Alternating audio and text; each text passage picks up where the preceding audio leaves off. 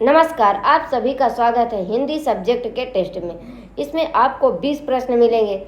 इन प्रश्नों के माध्यम से आप खुद को जांच सकते हैं, परख सकते हैं कि आप आगामी परीक्षा के लिए कितना तैयार हैं या आपकी तैयारी किस लेवल की है। तो चलिए आज का टेस्ट स्टार्ट करते हैं। आज का पहला प्रश्न है, दरद उपवर्ग की प्रमुख भाषाएं हैं कश्मीरी, सीना, कोहिस्तानी, उपर्युक्त सभी। तो इसमें हमको दरद उपवर्ग की प्रमुख भाषाएं बताना है।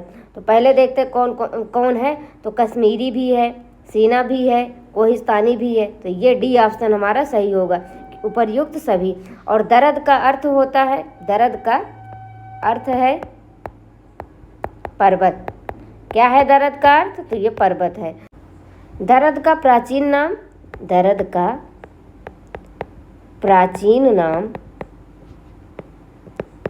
तो वो है पैसाची प्राकृत। क्या है? पैसाची प्राकृत। ये जो है दरद का प्राचीन नाम है। और दरद भाषाओं का क्षेत्र है। दरद भाषाओं का क्षेत्र पूछा गया है। तो दरद भाषा का क्षेत्र है वो है पामीर और पश्चिमोत्तर पंजाब। क्या है? पामीर और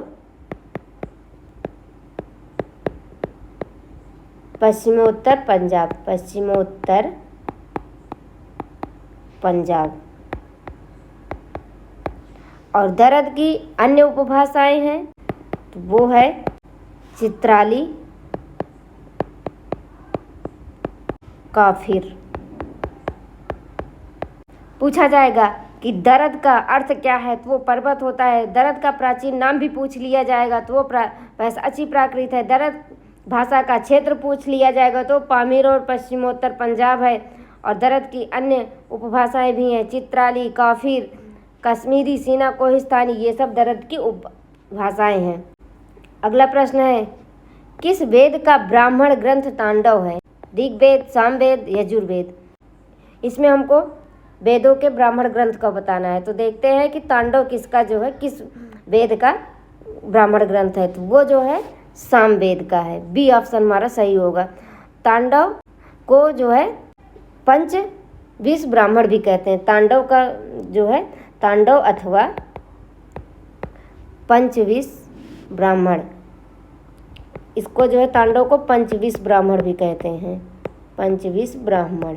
और ऋग्वेद का जो है ब्राह्मण ग्रंथ है ऐतरेय ब्राह्मण ग्रंथ। कौन सा? ऐतरेय, ये ऋग्वेद का है। और यजुर्वेद जो है, यजुर्वेद का, तो यजुर्वेद के दो भेद होते हैं। यजुर्वेद के दो भेद, शुक्ल यजुर्वेद, शुक्ल यजुर्वेद और कृष्ण यजुर्वेद। ये तो हो गए यजुर्वेद के भेद। शुक्ल यजुर्वेद का होता है शतपथ ब्राह्मण, शतपथ ब्राह्मण ब्राह्मण ग्रंथ। ये जो है शुक्ल यजुर्वेद का है। और कृष्ण यजुर्वेद का है तैत्तिरीय ब्राह्मण ग्रंथ। क्या है?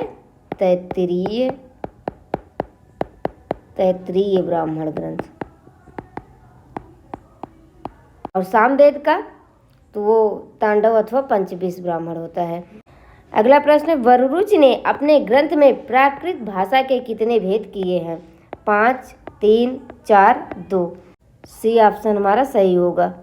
और वो 4 भेद हैं कौन कौन से? तो पहला है महाराष्ट्री, महाराष्ट्री। दूसरा है पैसाची, पैसाची। तीसरा है मागधी। और चौथा है सौरसेनी, सौरसेनी। तो ये जो है वररुच के द्वारा दिया गया प्राकृत भाषा के भेद हैं।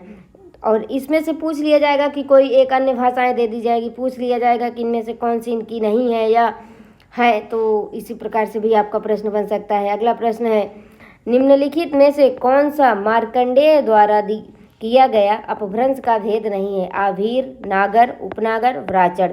तो ये मार्कंडेय द्वारा कौन सा भ्रंश का भेद नहीं है? तो वो है आभीर। ए ऑप्शन सही है। आभीर का भेद किसने किया है भ्रंश में? तो वो जो है नमिसाध द्वारा किया गया है। किसके द्वारा? नमिसाध द्वारा। इन्होंने 3 भेद किए हैं, नमसाधु ने 3 भेद किए हैं अपभ्रंश के। पहला है उपनागर, दूसरा है आभीर और तीसरा है ग्राम्य। ये जो है नमसाधु के द्वारा दिया गया है। और मार्कंडेय द्वारा 3 भेद है, तो ये तीनों मार्कंडेय के द्वारा, नागर, उपनागर और व्राचड़। अगला प्रश्न है, कौन मिश्र बंधुओं में शामिल नहीं है? गणेश बिहारी मिश्र, कृष्ण बिहारी मिश्र, श्याम बिहारी मिश्र, सुखदेव बिहारी मिश्र। तो इसमें पूछा गया है कि कौन मिश्र बंधुओं में शामिल नहीं है, तो वो जो है कृष्ण बिहारी मिश्र थे। बी ऑप्शन हमारा सही होगा। मिश्र बंधुओं ने मिश्र बंधु विनोद की रचना की। किसकी रचना की? मिश्र बंधु विनोद की रचना की। और यह रचना मिश्र बंधुओं की 4 भागों में विभक्त है। कितने भागों में? 4 भागों में विभक्त है। प्रथम 3 भाग जो है इनका, प्रथम 3 भागों का प्रकाशन वर्ष है, भाग का प्रकाशन 1913 में हुआ और चौथा भाग 1934 ईस्वी में प्रकाशित हुआ। चौथा भाग 1934 ईस्वी में प्रकाशित हुआ। पूछ लिया जाएगा कि मिश्र बंधु विनोद का चौथा भाग कब प्रकाशित हुआ, तो 1934 ईस्वी में। प्रथम 3 भागों का प्रकाशन कब हुआ, तो 1913 ईस्वी में। और मिश्र बंधु विनोद की रचना किसने की? तो मिश्र बंधुओं ने की। तो और मिश्र बंधु में कौन कौन से आते हैं, तो गणेश बिहारी मिश्र, श्याम बिहारी मिश्र, सुखदेव बिहारी मिश्र, ये तीनों आते हैं। कृष्ण बिहारी मिश्र नहीं आते हैं। तो चलिए अगला प्रश्न देखते हैं। निम्नलिखित में से किस रचना में विद्याधर, सारंगधर, जज्जल, बब्बर आदि कवियों की रचनाओं को संकलित किया गया है? प्राकृत पैंगलम, प्रबंध चिंतामणि, कुमारपाल प्रतिबोध, कुमारपाल चरित्र। ये होगा प्राकृत पैंगलम। ए ऑप्शन सही है। प्राकृत पैंगलम ये ग्रंथ जो है लक्ष्मीधर का है। किसका है? लक्ष्मीधर का। और ये 14वीं शताब्दी के अंत में इस ग्रंथ का जो है लक्ष्मीधर ने संग्रह किया। कब किया? तो 14वीं शताब्दी के अंत में लक्ष्मीधर ने इसकी रचना की। और इस ग्रंथ में अपभ्रंश और छंदों की विवेचना की गई है। प्राकृत पैंगलम में अपभ्रंश और छंदों की विवेचना की गई है। आपका प्रश्न यहाँ से भी बन सकता है, अपभ्रंश और छंदों की विवेचना किस ग्रंथ में की गई है? तो प्राकृत पैंगलम में की गई है। और प्राकृत पैंगलम के रचनाकार कौन है? तो लक्ष्मीधर हैं। और इसकी रचना कब की? 14वीं शताब्दी के अंत में की है। और प्रबंध चिंतामणि ये रचना जो है जैन आचार्य मेरतुंग की है। किसकी? जैन आचार्य मेरतुंग की। कुमारपाल प्रतिबोध सोमप्रभु सूर की रचना है। सोमप्रभु सूर की रचना है। और कुमारपाल चरित्र हेमचंद्र की है।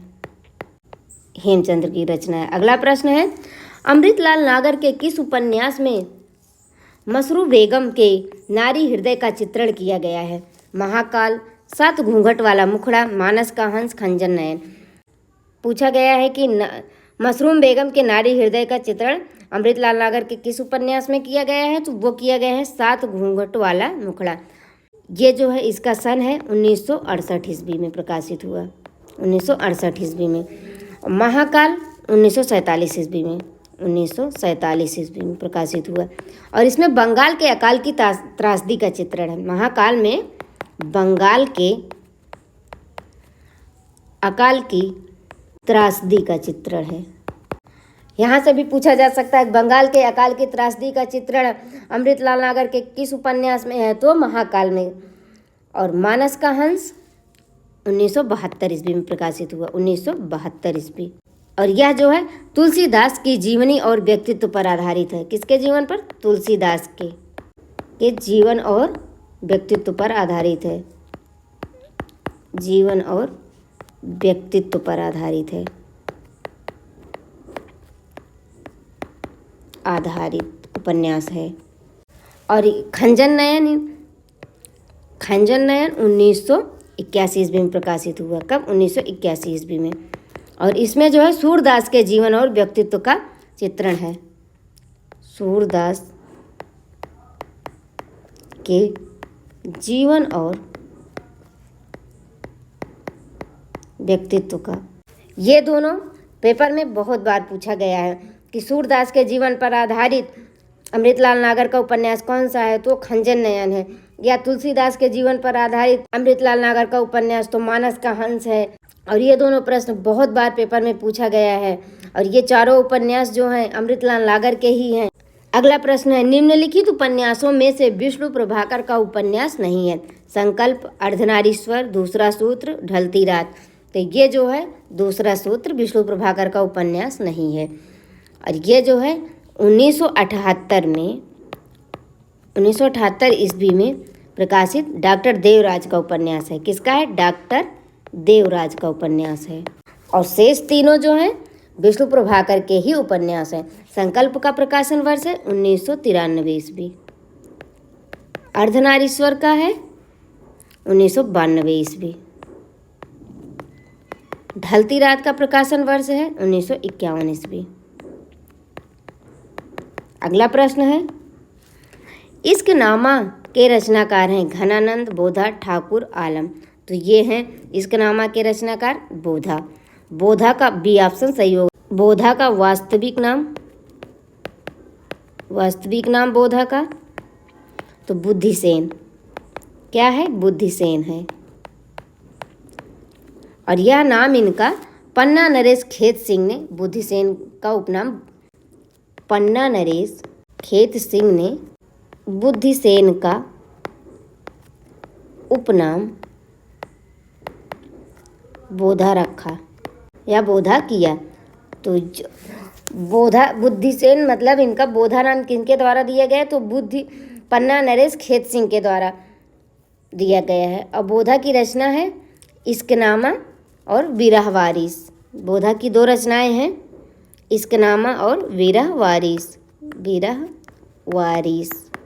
इश्कलता जो है घनानंद की रचना है। इश्कलता घनानंद की रचना है। अगला प्रश्न है, किस कवि ने संजीवनी भाष्य नाम से बिहारी सतसई पर टीका लिखी है? लल्लूलाल, सूरत मिश्र, पद्म सिंह शर्मा, अंबिका दत्त व्यास। तो वो लिखी है संजीवनी भाष्य नाम से बिहारी सतसई पर टीका, तो पद्म सिंह शर्मा ने लिखी है। सी ऑप्शन हमारा सही होगा। और लल्लूलाल ने बिहारी सतसई पर लाल चंद्रिका के नाम से टीका लिखी। किस नाम से? लाल चंद्रिका के नाम से। और सूरत मिश्र ने अमर चंद्रिका के नाम से।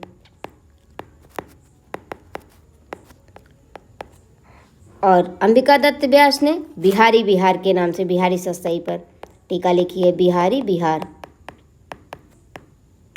पूछा जाएगा कि लाल चंद्रिका के नाम से बिहारी सतसई पर टीका किसने लिखी? तो लल्लूलाल ने। अमर चंद्रिका के नाम से बिहारी सतसई पर टीका लिखी है तो सूरत मिश्र ने। बिहारी बिहार के नाम से बिहारी सतसई पर टीका लिखी है तो अंबिका दत्त व्यास ने लिखी है।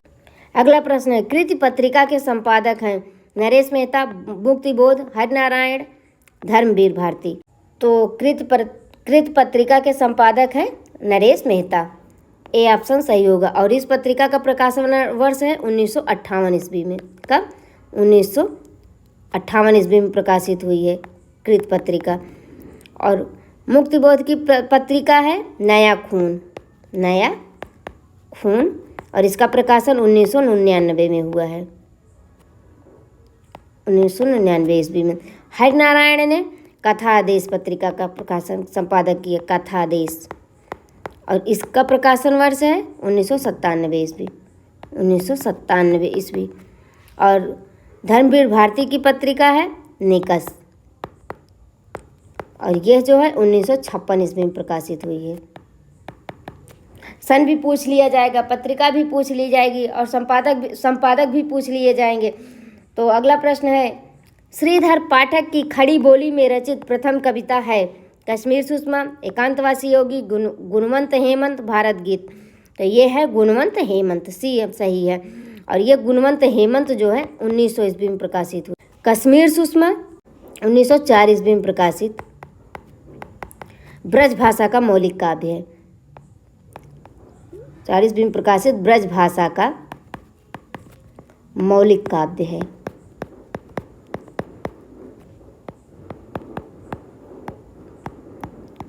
और एकांतवासी योगी खड़ी बोली की प्रथम पुस्तक है। यह जो है श्रीधर पाठक की खड़ी बोली की प्रथम पुस्तक। और भारत गीत खड़ी बोली की मौलिक रचना है। भारत गीत जो है खड़ी बोली की मौलिक रचना है। खड़ी बोली की मौलिक रचना है ये। श्रीधर पाठक ने कश्मीर सुषमा का प्रकाशन कब किया? तो वो 1904 ईस्वी में किया। और किस भाषा में है? तो ब्रज भाषा का मौलिक काव्य है। और गुणवंत हेमंत इनका 1900 ईस्वी में प्रकाशित है। और ये खड़ी बोली में रचित प्रथम इनकी कविता है। खड़ी बोली की प्रथम पुस्तक तो एकांतवासी योगी है। अगला प्रश्न है, निम्नलिखित में से कौन सा छंद निरूपक ग्रंथ नहीं है? पिंगल, छंदसार, वृत्त विचार, काव्य सिद्धांत। तो इसमें से पूछा गया है कि छंद निरूपक ग्रंथ कौन सा नहीं है? तो वो जो है काव्य सिद्धांत नहीं है। डी ऑप्शन सही होगा। यह जो है सूरत मिश्र का सर्वांग निरूपक ग्रंथ है। कैसा ग्रंथ है? सर्वांग निरूपक ग्रंथ है। पिंगल जो है चिंतामणि की रचना है। पिंगल किसकी रचना है? तो चिंतामणि की।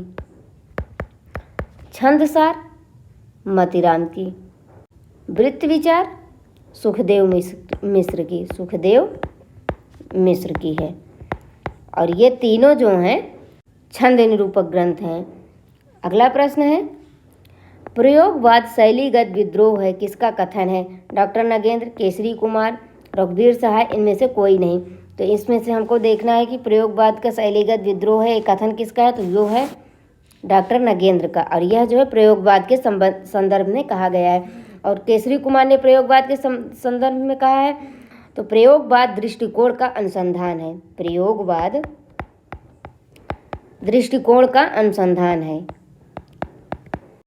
तो ये केसरी कुमार ने कहा है। और रघुवीर सहाय ने प्रयोग कलात्मक अनुभव का क्षण है। प्रयोग कलात्मक अनुभव का क्षण है। ये जो है पहला प्रयोगवाद शैलीगत विद्रोह है तो डॉक्टर नगेंद्र का है। प्रयोगवाद दृष्टिकोण का अनुसंधान है तो ये केसरी कुमार का है। और रघुवीर सहाय ने प्रयोगवाद के संदर्भ में कहा प्रयोग कलात्मक अनुभव का क्षण है, तो ये जो है प्रयोगवाद से संबंधित कथन है।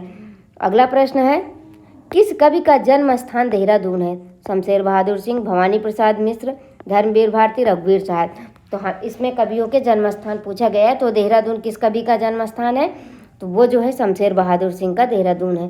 और इनका जन्म जो है 1911 ईस्वी में। कब हुआ? 1911 ईस्वी में। ये है जन्म। और मृत्यु इनकी शमशेर बहादुर की तो वो हुई 1993 ईस्वी में। भवानी प्रसाद का जन्म हुआ 1913 ईस्वी में। 1913 ईस्वी में। मृत्यु इनकी 1985 ईस्वी में।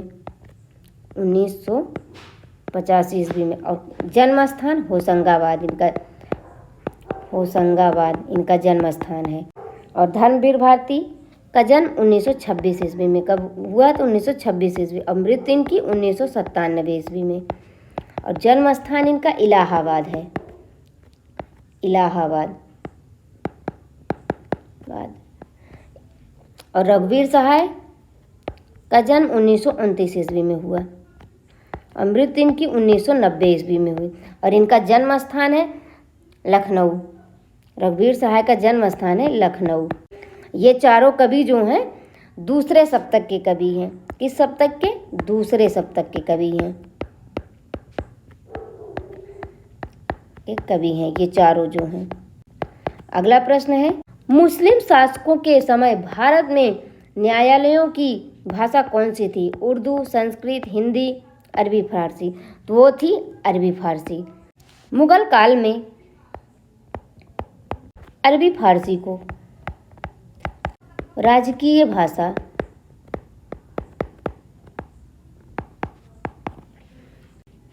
का दर्जा प्राप्त था। यह शिक्षण का माध्यम होने के साथ साथ यह भाषा जो है शिक्षण का माध्यम होने के साथ